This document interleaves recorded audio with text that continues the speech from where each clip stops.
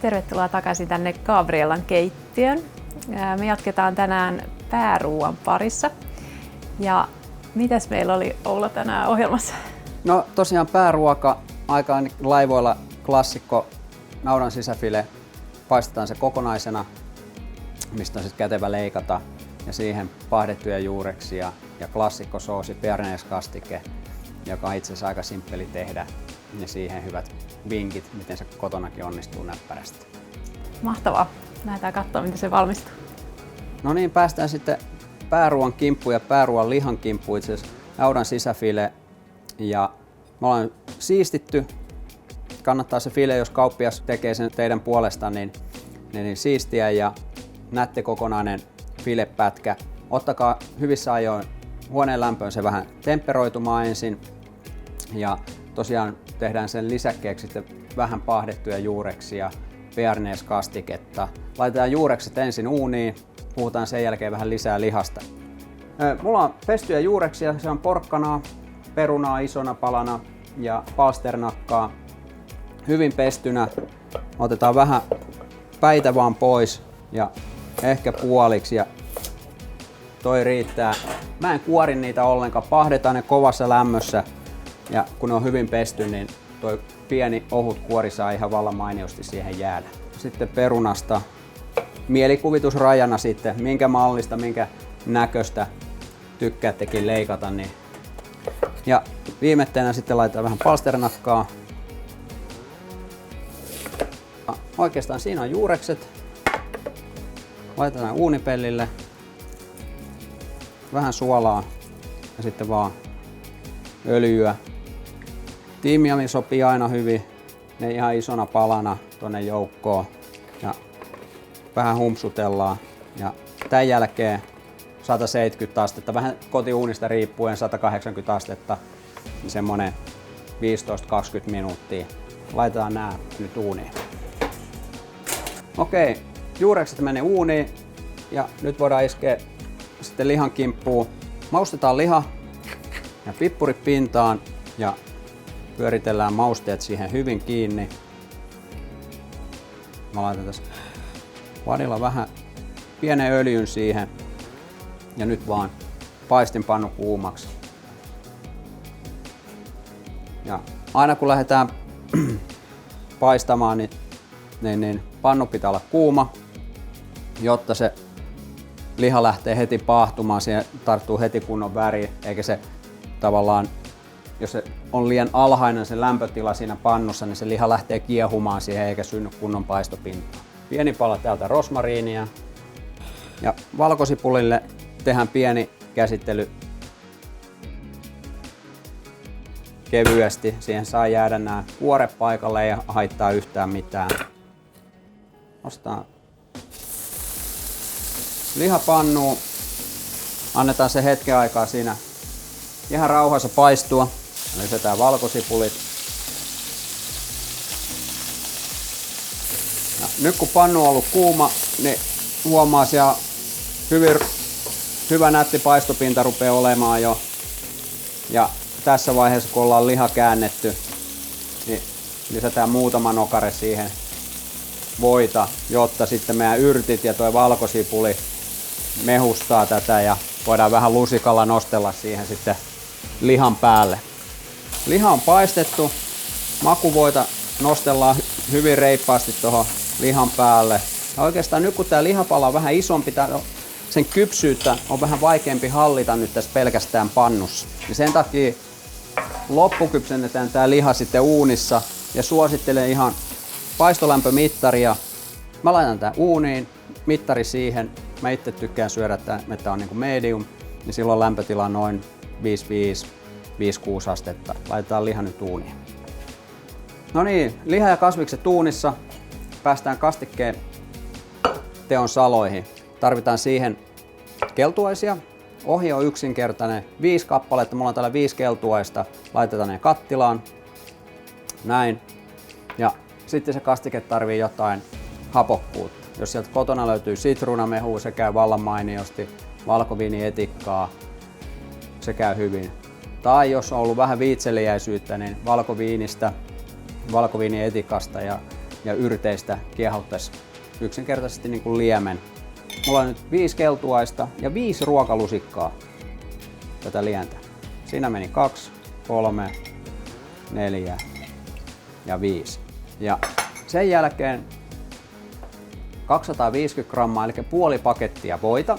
Mulla on se tässä kattilassa valmiina. Mä oon etukäteen sitä vähän sulattanut siten, että niin kuin näet, niin siellä on kokonaista voita, mutta myös on niin kuin täysin sulanutta voita. Ja kohta palataan siihen, että miksi. Oikeastaan tässä on meidän nämä kastikkeen raaka-aineet ja mitä muut tarvitaan. Vähän sinappia, ihan lopuksi sitruunamehua ja vähän tapaskoa, jos haluaa laittaa. Ja täällä on tosiaan ne keltuaiset ja se liemi. Kotiliedellä, jos kotona on induktio, niin laittaa se ehkä sellainen keskiasteiseksi lämpötilaksi ja aloittaa vaan vatkaamaan. Ja mieluummin tämmöistä kahdeksikkoa, että kaikki mitä vaan tapahtuu tässä kastikkeen teon kohdalla, niin voit tehdä mitä muuta vaan, mutta älä lopeta vatkaamista. Ja nyt kun se sun liesi on keskivoimakkuudella, niin sä voit mielessäsi laskea vaikka 10. Kun oot laskenut 10, niin siirrä kattila pois liedeltä.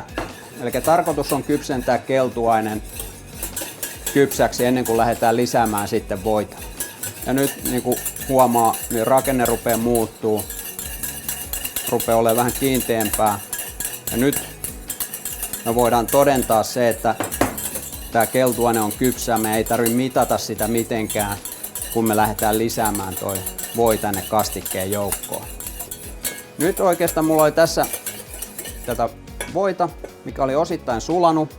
Ja sen ajatus on se, että mä otan täältä tätä sulanutta voita ja laitan nätisti tämän keltuaismassan päälle tämän voin. Niin nyt se on riittävän kypsää toi massa tuolla, niin tää voi jää tähän pinnalle. Jos se olisi raakaa, niin toi voi sula menee tosta suoraan läpitte, jolloin nyt meillä on hyvä mieli ruveta lisäämään tähän voita tähän keltuaisseokseen. Ja se, että meillä on kokonaista palaa täällä joukossa, niin se taas lopettaa tämän kuumenemisen lämpötilan nousun täällä kastikkeessa, jotta tästä ei tule munakokkelia sitten ajastaan. Ja nyt voidaan lisätä loput rasvat tänne mukaan. Ja meillä on kastike oikeastaan maustamista vaille valmis. Lisätään sinne vähän sitruunamehua ja noin ruokalusikka sinappia. Aika tarkka 3 tippaa tapaskoa. Kamat sekaisin ja kastike meillä on niin kuin valmis. Liha rupeaa olemaan valmiina. Otetaan liha nyt tässä kohtaa pois uunista. Noin. Ja liha saa hetken aikaa tässä sivussa huilata. Ja lihan on hyvä vetäytyä hetken aikaa, kun se tulee pois uunista ennen kuin me laitetaan sitä esille ja lähdetään leikkaamaan, jotta se olisi mahdollisimman mehukas ja se olisi kerennyt niin sanotusti hetken aikaa vetäytyä. Otetaan kasvikset.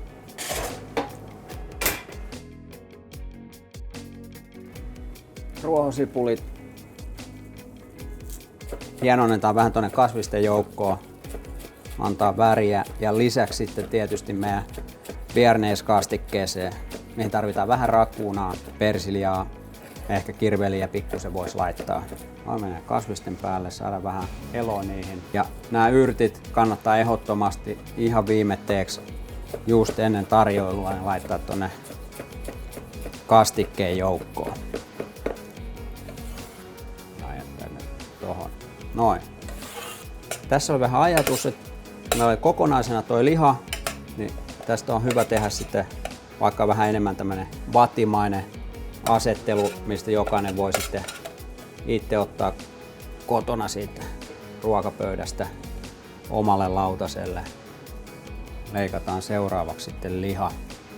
Ja nyt oikeastaan tässä näkyykin oikein nätisti se lihan kypsyys, hyvin paistettu, hyvä paistopinta, mutta kauttaaltaan samanvärinen. Ja leikataan messevät siivut.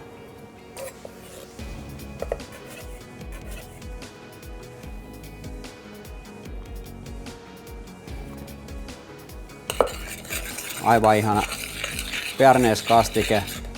Voidaan laittaa se tommoseen nättiin kippoon.